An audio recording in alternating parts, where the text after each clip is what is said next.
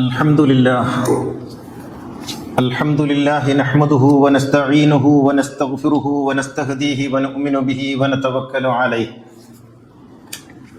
ونعوذ بالله من شرور أنفسنا ومن سيئات أعمالنا من يهد الله فهو المهتد ومن يضلل فلن تجد له وليا مرشدا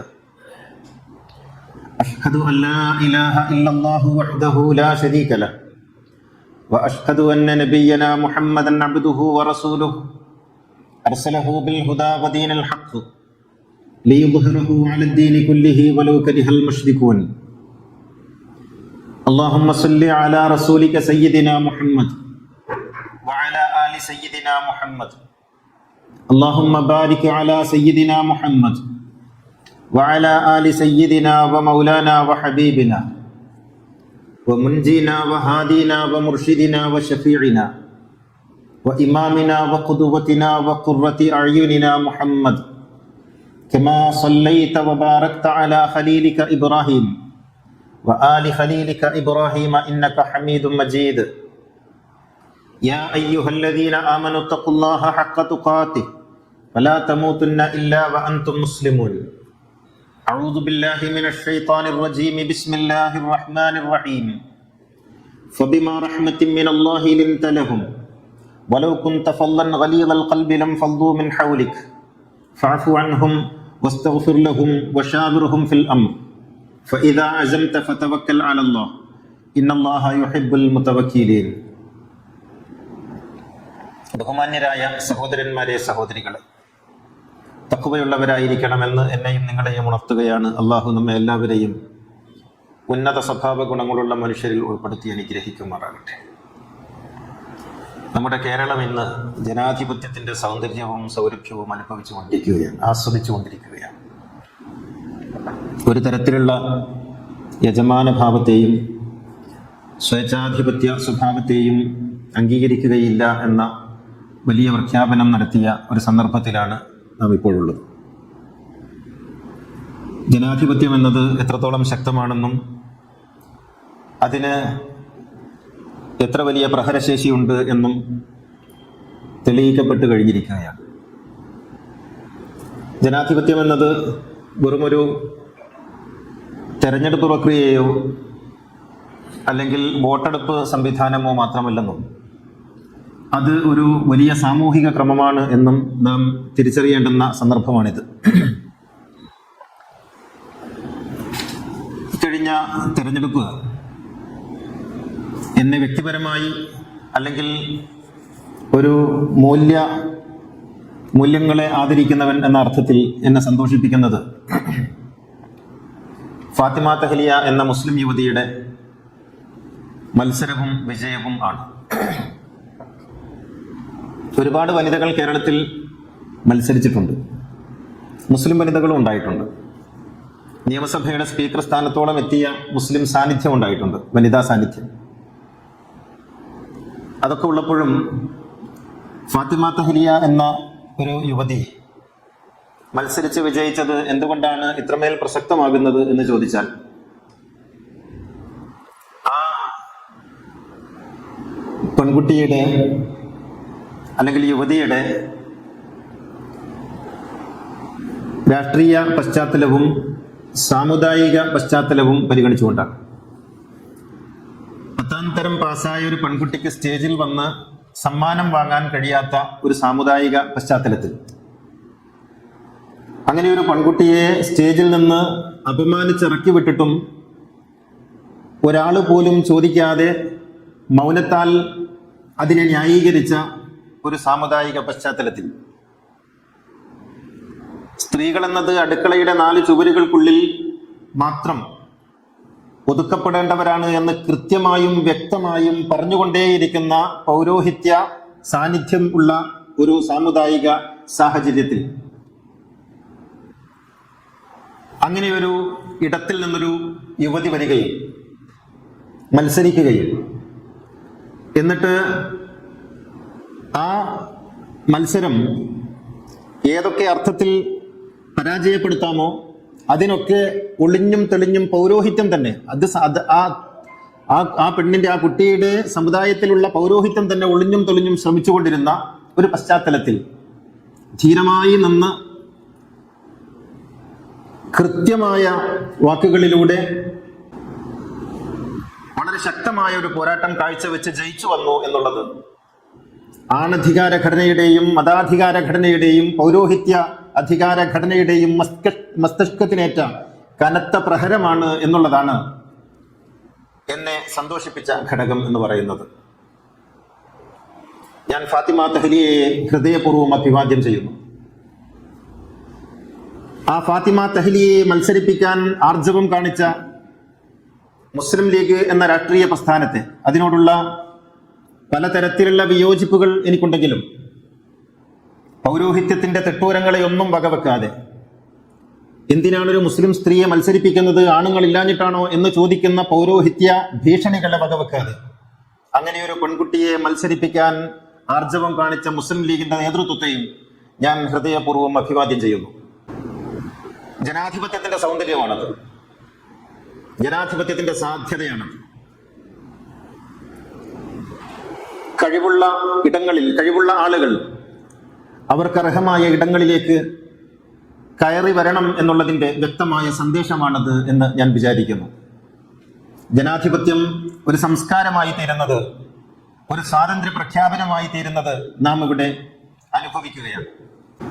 ജനാധിപത്യം എന്ന് പറയാമോ എന്ന് എനിക്ക് അറിഞ്ഞൂടാ. ഞാൻ വിചാരിക്കുന്നത് ജനായത്വം എന്ന് പറയണം എന്നാണ്. ആധിപത്യം എന്ന വാക്ക് സുഖകരമല്ലാത്ത അർത്ഥത്തെ പ്രതിനിധാനം ചെയ്യുന്നുണ്ട്.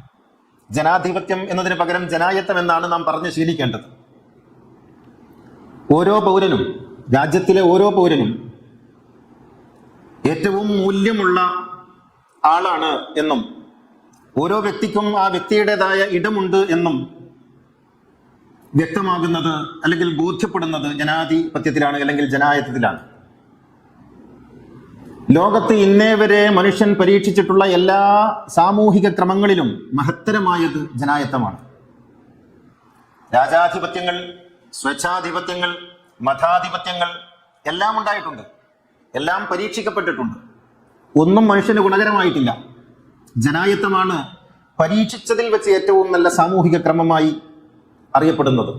ഓരോ മനുഷ്യനും, ഓരോ പൗരനും പ്രസക്തമാകുന്നു എന്നുള്ളതാണ് അതിന്റെ ഏറ്റവും പ്രധാനപ്പെട്ട വശം. പ്രവാചകനോട് ഖുർആൻ പറയുന്നത് ഫബിമാ റഹ്മത്തിൻ മിനല്ലാഹി ലിൻത ലഹും വലൗ കുൻത ഫല്ലൻ ഗലീദൽ ഖൽബി ലംഫളൂ മിൻ ഹൗലിക്. ആളുകളോട് ദയാപൂർവം ഉദാരമായി പെരുമാറണം. അങ്ങനെ പെരുമാറിയില്ലെങ്കിൽ ആളുകളൊന്നും നിനക്ക് ചുറ്റും ഉണ്ടാവില്ല. പരമാവധി വിട്ടുവീഴ്ച ചെയ്യണം, ആളുകൾക്ക് വേണ്ടി പ്രാർത്ഥിക്കണം. എന്നിട്ട് പറയുന്നു വശാവിർഹും ഫിൽ അംരി, അവരുമായി കൂടിയാലോചന നടത്തണം.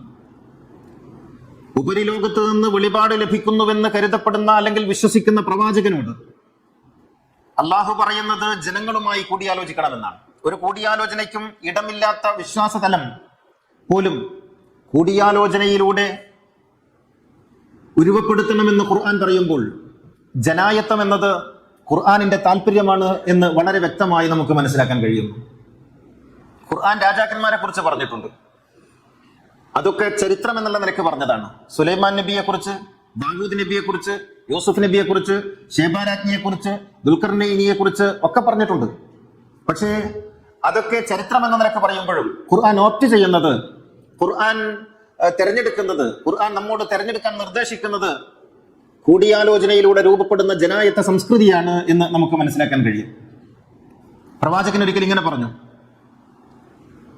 ഇദാകാന ഉമറാഉക്കും ഖിയാറുക്കും, നിങ്ങളുടെ നേതാക്കൾ നല്ലവരാവുക, വ അഗ്നിയാഉക്കും സുമഹാഉക്കും, നിങ്ങളിലുള്ള ധനികർ ഉദാരരാവുക, വ അംറുക്കും ഷൂറാ ബൈനക്കും, കാര്യങ്ങളെല്ലാം കൂടിയാലോചിച്ച് ജനായത്ത സംസ്കൃതിയിലൂടെ കൈകാര്യം ചെയ്യപ്പെടുക, ഫലഹ്റുൽ അർളി ഖൈറുൽ ലക്കും മിൻ ബത്നിഹാ, അപ്പോൾ ഭൂമിയായിരിക്കും സ്വർഗം എന്ന്, ഭൂമിയായിരിക്കും ഏറ്റവും ശ്രേഷ്ഠമായ ഇടമെന്ന് പ്രവാചകൻ പറയുന്നു.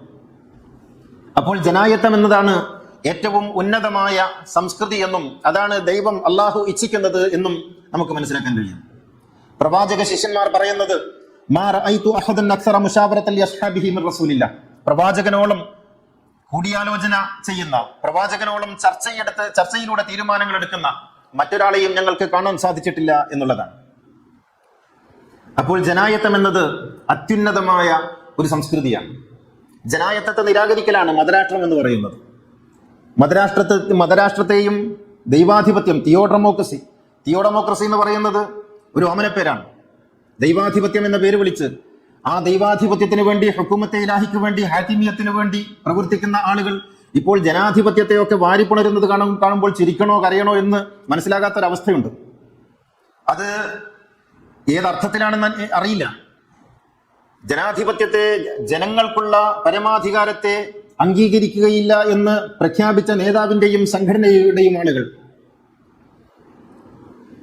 ദൈവാധിപത്യം എന്ന് പറഞ്ഞാൽ എന്താണ് യഥാർത്ഥത്തിൽ സംഭവിക്കുക? ദൈവാധിപത്യം എന്ന് പറഞ്ഞാൽ മുല്ലാഭരണമാണ് സംഭവിക്കുക. ദൈവം വന്ന് ഭരിക്കില്ലല്ലോ, ഭരിക്കുന്നത് മുല്ലമാരാണ്. താലിബാനിൽ സംഭവിക്കുന്നത്, ലോകത്തിന്റെ പല ഭാഗങ്ങളിലും മതരാഷ്ട്രങ്ങളിൽ സംഭവിക്കുന്നത് അതാണ് സംഭവിക്കുക. അപ്പോൾ ദൈവാധിപത്യം എന്ന് പറയുന്നത് മനുഷ്യവിരുദ്ധമാണ്, മനുഷ്യത്വ വിരുദ്ധമാണ്, മൂല്യവിരുദ്ധമാണ്. അതിൽ പൗരന്മാർക്ക് ഒരു അവകാശവും ഇല്ല.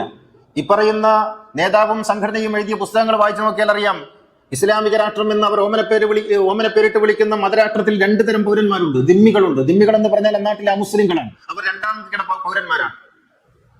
2 പൗരന്മാരെ സൃഷ്ടിക്കുന്നു മതരാഷ്ട്രം. ഇപ്പോഴും പിൻവലിച്ചിട്ടില്ലാത്ത ദശക്കണക്കിന് പുസ്തകങ്ങളിൽ അത് എഴുതി വെച്ചിട്ടുണ്ട്. ദിമ്മികൾ എന്ന് പറയുന്ന 2ാം കിട പൗരന്മാരെ, സ്ത്രീകൾക്കും മുസ്ലിങ്ങളല്ലാത്തവർക്കും 2ാം കിട പൗരത്വം നൽകുന്ന, നിർണായകമായ രാഷ്ട്ര തീരുമാനങ്ങളിലൊന്നും ഒരിടവും അവർക്ക് അനുവദിക്കാത്ത തിയോഡെമോക്രസി, മതരാഷ്ട്രം, അതാണ് അവർ മുന്നോട്ട് വെക്കുന്നത്. ജനാധിപത്യത്തെ ഒരു തരത്തിലും ആത്മാർത്ഥമായി അംഗീകരിക്കാൻ അവർക്ക് മനസ്സില്ല. ഞാൻ പറയുന്നത് ഇത് ഏതെങ്കിലും ഒരു സംഘടനയുടെ മാത്രം വിഷയമല്ല. മതരാഷ്ട്രം ഉദ്ഘോഷിക്കുന്ന ആരൊക്കെയുണ്ടോ, മതരാഷ്ട്രത്തിന് വേണ്ടി നിലകൊള്ളുന്ന ആരൊക്കെയുണ്ടോ, അവരൊക്കെയും ജനായത്തം എന്ന് പറയുന്ന അത്യുന്നതമായ സംസ്കൃതിയെ ഭയപ്പെടുകയും അതിനെ മാറ്റിവെക്കാൻ ആഹ്വാനം ചെയ്യുകയും ചെയ്യുന്നുണ്ട്. കാരണം ജനായത്തത്തിൽ ഓരോ പൗരനും പ്രസക്തമാണ്. അവിടെ ഗവേഷണങ്ങൾ ഉണ്ടാകും, വിമർശനങ്ങൾ ഉണ്ടാകും. ജനായത്തത്തിന്റെ സൗന്ദര്യം എന്ന് പറയുന്നത് ഇതാ ഈ മിമ്പറാണ്. ഈ മിമ്പർ ഇപ്പോൾ ഞാൻ സംസാരിക്കുന്നത് ജനായത്തത്തിന്റെയും ജനാധിപത്യത്തിന്റെയും സാധ്യതയാണ്, അതിന്റെ ശക്തിയാണ്, അതിന്റെ സൗന്ദര്യമാണ്. ഇങ്ങനെ ഒരു മിമ്പർ ഏതെങ്കിലും ഗൾഫ് രാജ്യങ്ങളിൽ നിങ്ങൾക്ക് സ്വപ്നം കാണാൻ കഴിയുമോ? ഇങ്ങനെ ഒരു മെമ്പർ ഏതെങ്കിലും രാജാധിപത്യ ഭരണകൂടങ്ങളുള്ള രാജ്യങ്ങളിൽ ഇങ്ങനെ ഒരു മെമ്പർ സ്വപ്നം കാണാൻ കഴിയുമോ? ഇത് ജനായത്തത്തിൽ മാത്രം സാധ്യമാകുന്ന ഒരിടമാണ്. ആരാധനകൾ പോലും അതിന്റെ ശക്തിയോടെ, സൗന്ദര്യത്തോടെ നിർവഹിക്കാൻ സാധിക്കുന്നത് ജനായത്തത്തിൽ മാത്രമാണ് എന്നർത്ഥം. ജനാധിപത്യത്തിന് ദൗർബല്യങ്ങളില്ലെന്ന് ചോദിച്ചാൽ തീർച്ചയായും ദൗർബല്യങ്ങളുണ്ട്. ആ ദൗർബല്യങ്ങളിൽ ഏറ്റവും വലിയ ദൗർബല്യം നമ്മൾ കാണുന്നത് അമേരിക്കയിലെ ഇപ്പോഴത്തെ ഭ്രാന്തനായ പ്രസിഡന്റാണ്. അത് ജനായത്തത്തിന്റെ ഒരു ദൗർബല്യമാണ്.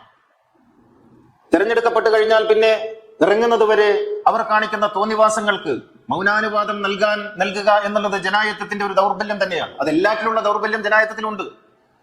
അമേരിക്കൻ ജനത ജനാധിപത്യത്തിലൂടെ ഒരാളെ പ്രസിഡന്റാക്കിയപ്പോൾ അയാൾ ഉന്മാദി രോഗിയായിരുന്നുവെന്ന്, അയാൾ ഭ്രാന്തനായിരുന്നുവെന്ന്, അയാൾ സമനിലയില്ലാത്തവനായിരുന്നുവെന്ന് ബോധ്യപ്പെട്ടപ്പോഴും ആ ഭ്രാന്തൻ ജൽപ്പനങ്ങൾക്ക് ലോകം വലിയ വില കൊടുക്കേണ്ടി വരുന്നു എന്നുള്ളത് ജനാധിപത്യത്തിന്റെ ദൗർബല്യമായി നമ്മൾ ഇപ്പോഴും കണ്ടുകൊണ്ടിരിക്കുന്നു, അനുഭവിച്ചുകൊണ്ടിരിക്കുന്നു, നമ്മുടെ നാട് അനുഭവിച്ചുകൊണ്ടിരിക്കുന്നു. എന്ന് വെച്ചാൽ ജനാധിപത്യത്തിന് അങ്ങനെ ഒരു ദൗർബല്യമുണ്ട്. പക്ഷേ അതിനൊരു അവധിയുണ്ട്. ഒരാധിപത്യ മനസ്സുള്ളവനും ജനാധിപത്യത്തിൽ ഒരിക്കലും സ്ഥിരമായി വാഴുകയില്ല എന്ന് ജനാധിപത്യം ലോകത്ത് നിരവധി തവണ വിളിച്ചു പറഞ്ഞുകൊണ്ടേയിരിക്കുന്നുണ്ട്. അതുകൊണ്ട് നമ്മുടെ രാജ്യം, നമ്മുടെ സംസ്ഥാനം അത്തരത്തിലുള്ള ഒരു ജനായത്ത ക്രമത്തിലൂടെ യജമാന ഭാവത്തെ മാറ്റുകയും മറ്റൊരു ഭാവത്തിന് ഇടം നൽകുകയും ചെയ്തിരിക്കുന്നു. ഇപ്പോൾ നമ്മുടെ രാജ്യത്ത്, നമ്മുടെ സംസ്ഥാനത്ത് അധികാരത്തിലേറാൻ പോന്ന ആളുകളോട് എനിക്ക് പറയാനുള്ളത്, ഈ ജനാധിപത്യത്തിന്റെ ശക്തിയെക്കുറിച്ചും സൗന്ദര്യത്തെക്കുറിച്ചും ഒരു നിമിഷം പോലും നിങ്ങൾ വിസ്മരിക്കരുത് എന്നാണ്. മതങ്ങളുടെയും മതസംഘടനകളുടെയും മത നേതാക്കളുടെയും തിണ്ണനിറങ്ങി അവരെ തൃപ്തിപ്പെടുത്തി മുന്നോട്ട് പോകുന്ന സംസ്കാരത്തിന് പകരം മനുഷ്യരെ ആകമാനം കണ്ട് മനുഷ്യരുടെ താല്പര്യത്തിന് വേണ്ടി നിങ്ങൾക്ക് സാധിക്കട്ടെ എന്ന് ഞാൻ ആശംസിക്കുന്നു.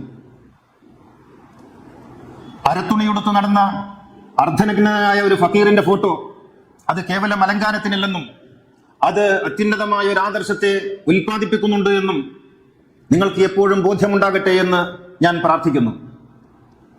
മന്ത്രിമാരെയും നേതാക്കളെയും സംബോധന ചെയ്യുന്നിടത്ത് ബഹുമാനപ്പെട്ട എന്ന് എഴുതണമെന്ന് തിട്ടൂരമിറക്കിയ പോയ യജമാനന്മാരുടെ സ്ഥാനത്ത് മിസ്റ്റർ മിനിസ്റ്റർ എന്ന് വിളിച്ച് അഭിസംബോധന ചെയ്യുന്ന ഒരു ഉന്നതമായ ജനാധിപത്യ ക്രമത്തിലേക്ക് വളരാൻ നിങ്ങൾക്ക് സാധിക്കട്ടെ എന്ന് ഞാൻ പ്രതീക്ഷിക്കുന്നു. സ്ത്രീവിരുദ്ധവും വികലവുമായ കാഴ്ചപ്പാടുകൾ വെച്ചുപുലർത്തി സാമൂഹികാന്തരീക്ഷം വഷളാക്കുന്ന ആളുകളുടെ വസ്ത്രം തലപ്പാവാകട്ടെ, താടിയുള്ളതാകട്ടെ, കാവി ധരിച്ചതാകട്ടെ, കൊന്തയിട്ടതാകട്ടെ, ആരാണെങ്കിലും സ്ത്രീവിരുദ്ധമായ പരാമർശങ്ങൾ നടക്കുന്നവരുടെ ഇടം തുറുങ്കാണ് എന്ന് കാണിച്ചു കൊടുക്കാൻ നിങ്ങൾക്ക് കൽപ്പുണ്ടാകട്ടെ എന്ന് ഞാൻ പ്രാർത്ഥിക്കുന്നു. വർഗീയതയും വംശീയതയും തരാതരം പോലെ എടുത്തുപയോഗിക്കുന്ന ഏഴാം കൂലികളെ ഏഴയല തടുപ്പിക്കാതെ അമർച്ച ചെയ്യുവാൻ നിങ്ങൾക്ക് സാധിക്കട്ടെ. നിങ്ങളിൽ അത്തരത്തിലുള്ള ആർജവവും കഴിവും ഉണ്ടാകട്ടെ എന്ന് ഞാൻ ആത്മാർത്ഥമായി പ്രാർത്ഥിക്കുന്നു. നാടാണ്, ജനങ്ങളാണ് വലുത്. ഇന്നാട്ടിലെ മതമല്ല, ഇന്നാട്ടിലെ ജാതിയല്ല, ഇന്നാട്ടിലെ ഏതെങ്കിലും തരത്തിലുള്ള ഭേദങ്ങളല്ല, മറിച്ച് മനുഷ്യൻ എന്ന ഏകകത്തിൽ കേരളത്തിലെ ഓരോ പൗരനെയും കാണാൻ, ഓരോ സ്ത്രീയെയും പുരുഷനെയും കാണാൻ സാധിക്കുന്ന ഒരു ഭരണകൂടമാണ് കേരളത്തിന് ആവശ്യമായിട്ടുള്ളത്. അതിനുള്ള ആർജവം നിങ്ങൾക്കുണ്ടാകട്ടെ. അതാണ് ജനാധിപത്യം ആഗ്രഹിക്കുന്നത്. അല്ലെങ്കിൽ ഇപ്പോൾ നടന്നത് ഇനിയും 5 കൊല്ലം കഴിഞ്ഞാൽ ആവർത്തിക്കും. അള്ളാഹു അനുഗ്രഹിക്കുമാറാകട്ടെ. അഖൂലു ഖൗലി ഹാദാ വഅസ്തഗ്ഫിറുല്ലാഹൽ അലീം ലി വലക്കും വഅസ്തഗ്ഫിഹി അന്നി വഅൻകും വഅൻ ജമീഇൽ മുസ്ലിമീന വൽ മുഅ്മിനീന അജ്മഈന ഫസ്തഗ്ഫിറുഹു ഇന്നഹു ഹുവൽ ഗഫൂറുർ റഹീം. അൽഹംദുലില്ലാഹില്ലദീ ഹദാനാ ലിഹാദാ വമാ കുന്നാ ലിനഹ്തദിയ ലൗലാ അൻ ഹദാനല്ലാഹ്. അസ്സലാത്തു വസ്സലാമു അലാ സയ്യിദിനാ മുഹമ്മദിൻ സയ്യിദിൽ കൗനൈൻ محبوب رب المشرقين والمغربين خاتم الأنبياء سيد المرسلين مراد المشتاقين محبوب العاشقين جد الحسن والحسين صاحب الحرمين وابن ذبيحين سيدنا محمد بن عبد الله بن عبد المطلب صلى الله عليه وعلى آله وصحبه الذين جاهدوا بأموالهم في سبيل الله وباعوا نفوسهم لدين الهدى رضي الله عنهم ورضوا عنه ذلك لمن خشي ربه إن الله وملائكته يصلون على النبي يا أيها الذين آمنوا صلوا عليه وسلموا تسليما. സഹോദര സഹോദരികളെ, തഖ്വയുള്ളവരായിരിക്കണമെന്നൊന്നുകൂടി ഉണർത്തുകയാണ്. ദുൽഖഅദ് മാസം ഏതാണ്ട് അതിൻ്റെ അവസാനത്തിലേക്ക് വരികയാണ്. ഇനി ദുൽഹജ്ജാണ് പിറക്കുന്നത്. ബലിയെക്കുറിച്ച് വലിയ ചർച്ചകളൊക്കെ സമൂഹത്തിൽ നടന്നുകൊണ്ടിരിക്കുന്നു. നമ്മൾ ബലിയുടെ അഹിംസാത്മകമായ വശം ഹൈലൈറ്റ് ചെയ്തുകൊണ്ട് അത്തരം ചില പദ്ധതികൾ ആവിഷ്കരിച്ച് നടപ്പിലാക്കുന്നത് പലർക്കും ദഹിക്കുന്നില്ല, രുചിക്കുന്നില്ല. പല വിധത്തിലുള്ള പരാമർശങ്ങളും ബഹളങ്ങളൊക്കെ ആയിട്ട് അവർ കളം നിറഞ്ഞാടുന്നുണ്ട്.